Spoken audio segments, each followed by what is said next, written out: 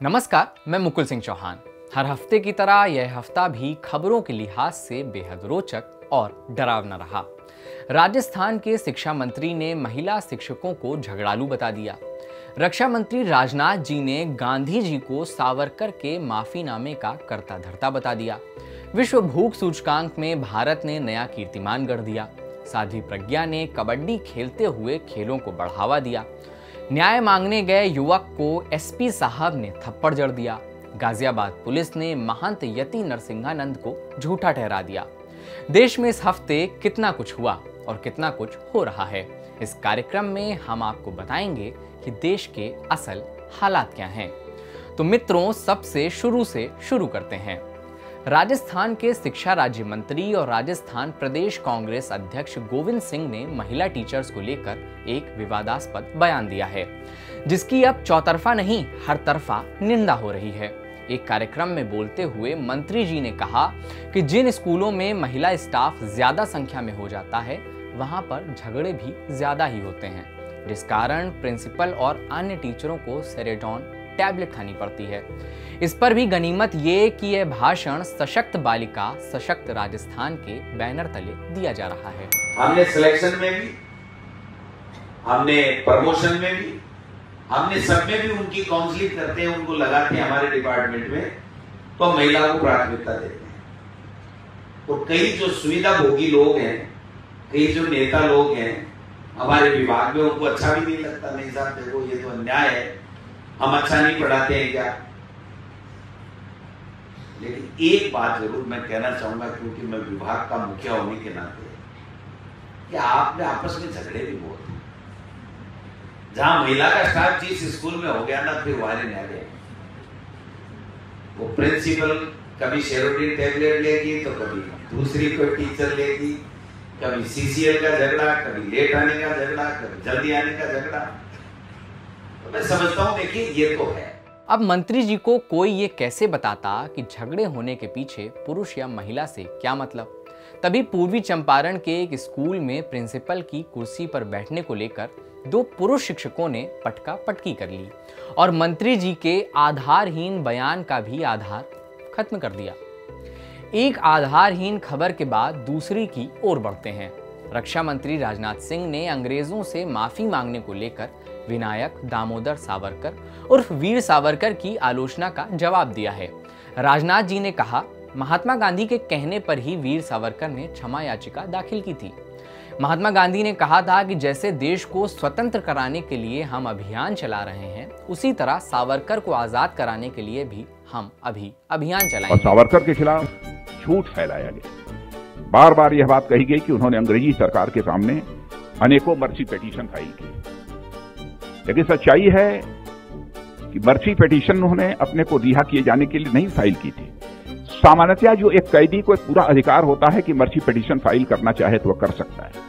महात्मा गांधी ने उन्हें कहा था कि आप मर्सी पिटीशन फाइल करो। महात्मा गांधी के कहने पर उन्होंने मर्सी पिटीशन फाइल की थी और महात्मा गांधी ने अपनी तरफ से यह अपील की थी। उन्होंने कहा था यदि सावरकर जी को रिहा किया जाना चाहिए, जैसे हम शांतिपूर्ण तरीके से आजादी हासिल करने के लिए आंदोलन चला रहे हैं, वैसे ही सावरकर जी भी आंदोलन चलाएंगे। वीर सावरकर पर एक किताब के विमोचन के अवसर पर रक्षा मंत्री ने कहा, वीर सावरकर ना तो फांसीवादी थे, ना नाजीवादी थे, वे केवल यथार्थवादी और राष्ट्रवादी थे। वीर सावरकर को लेकर छिड़े विवाद पर उनके पोते रंजीत सावरकर ने राजनाथ जी से 2 कदम आगे बढ़कर कहा, मुझे नहीं लगता कि महात्मा गांधी राष्ट्रपिता हैं। भारत जैसे देश में एक राष्ट्रपिता नहीं हो सकता। 2 कदम आगे बढ़कर दिया गया ये बयान जरा ठहर कर सुना जाना चाहिए। See, country like India cannot have one father of nation. There are thousands them which must have forgotten who had contributed to the creation of the nation. The nation is having the history of more than 5,000 years. So no one person can be a father of nation, and I don't think that Gandhi is a father of nation. Nation is not only 40-50 years old, a 5,000 years old nation. So there is no point in asking for Savarkar to be, because I don't accept the concept of father of nation. Mahatma Gandhi और वीर सावरकर के विवाद से थक चुकी जनता रावण फूंकने की तैयारी करने लगी। तैयारी हो ही रही थी कि वैश्विक भुखमरी सूचकांक 2021 की रिपोर्ट आ गई और महान लोकतांत्रिक भारत ने नया रिकॉर्ड दर्ज करते हुए और बड़ा दिल दिखाते हुए नेपाल, बांग्लादेश, पाकिस्तान और म्यांमार को खुद से आगे रहने दिया और सबका साथ सबका विकास का उदाहरण पेश किया। 116 देशों के वैश्विक भुखमरी सूचकांक में भारत 101वें स्थान पर सुशोभित है। लेकिन थोड़ी देर बाद जब नए रिकॉर्ड से सरकार की किरकिरी होने लगी, तब सरकार ने रैंकिंग के लिए इस्तेमाल की गई पद्धति को अवैज्ञानिक ठहरा दिया और इस तरह से भारत ने भुखमरी को एक ही पटकनी में चित्त कर दिया। पटकनी और चित्त करने का काम जोरों शोरों से चल रहा है। खेल प्रेमी सरकार है, खेल प्रेमी मंत्री और खेल प्रेमी सांसद। भोपाल लोकसभा सीट से भारतीय जनता पार्टी की सांसद प्रज्ञा सिंह ठाकुर का एक वीडियो वायरल हुआ जिसमें वे कबड्डी खेलती दिख रही हैं। सबसे पहले इस मनोहारी और दुर्लभ दृश्य को आप खुद देखिए, क्योंकि इससे पहले साध्वी जी को आपने ऐसे नहीं ऐसे देखा है।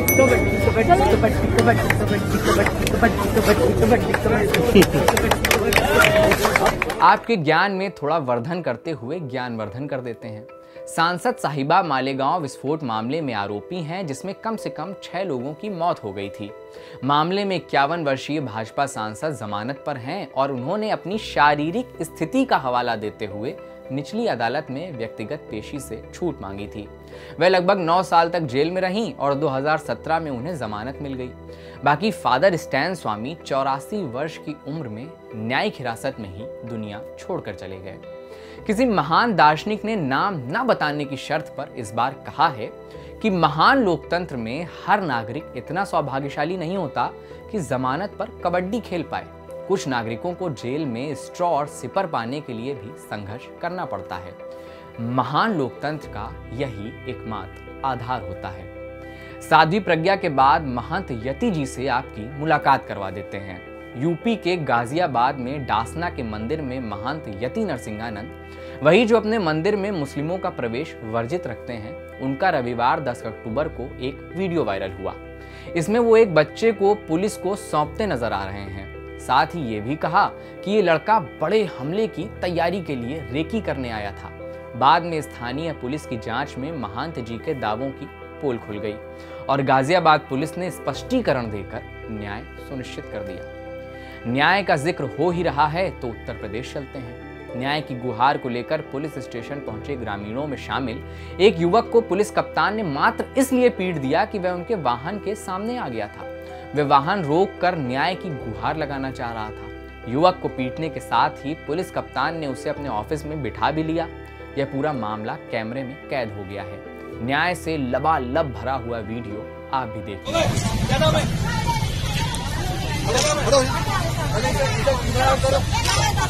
तुम्हारा कहना माना, सब माने, आदेश किया ना। जी जी, इतनी मार मारूंगा साले, ठीक कर दूंगा तुम्हारी।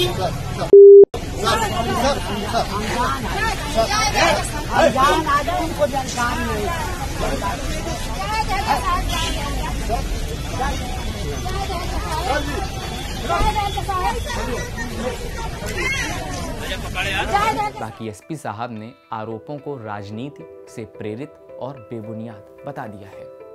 मार कुटाई सिर्फ थानों में ही नहीं हो रही, स्कूलों में भी हो रही है। विश्वगुरु भारत में गुरु ने तमिलनाडु के चिदंबरम में नियमित कक्षा में नहीं आने के कारण कक्षा 12 के एक छात्र की पिटाई कर दी। साथी छात्रों ने वीडियो बनाकर वायरल कर दिया। घटना चिदंबरम के नंदनार बॉयज हाई स्कूल की है। लखीमपुर खीरी के बाद छत्तीसगढ़ के जशपुर से भी लोगों पर गाड़ी चढ़ाने का एक वीडियो सामने आया है। यह नया ट्रेंड भी अब शुरू हो गया है। यहाँ पर एक तेज गति कार ने कई लोगों को कुचल दिया है। हादसे में गौरव अग्रवाल नाम के एक शख्स की मौत हो गई। वहीं हादसे में 12 लोग घायल हो गए। मुख्यमंत्री भूपेश बघेल ने ट्वीट कर घटना पर दुख जता दिया है। पुलिस का कहना है कि कार में सवार दोनों व्यक्तियों को गिरफ्तार कर लिया गया है। इसमें से एक का नाम बबलू विश्वकर्मा है और दूसरे का नाम शिशुपाल साहू है। पुलिस ने बताया है कि दोनों पकड़े गए आरोपी गांजा तस्कर हैं। ट्रेंड का जमाना है, फिल्में प्रेरणा दे रही हैं, जान की कोई कीमत नहीं है, बाकी सब चंगा सी। इस हफ्ते के लिए इतना ही। अगले हफ्ते फिर होगी आपसे मुलाकात। हालात क्या हैं एक व्यंग कार्यक्रम है जो सत्य घटनाओं पर आधारित है। भावनाओं को आहत करना इस कार्यक्रम का उद्देश्य कतई नहीं है। कार्यक्रम आपको कैसा लग रहा है यह हमें ज़रूर बताएं। कार्यक्रम को अपने दोस्तों और जानने वालों तक पहुंचाएं। हर बार की तरह कार्यक्रम देखने के लिए बहुत बहुत शुक्रिया।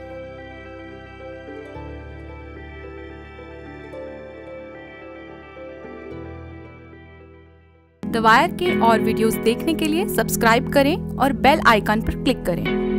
स्वतंत्र पत्रकारिता की आर्थिक मदद करने के लिए डिस्क्रिप्शन में दिए गए लिंक पर जाएं और अपनी राशि चुनें।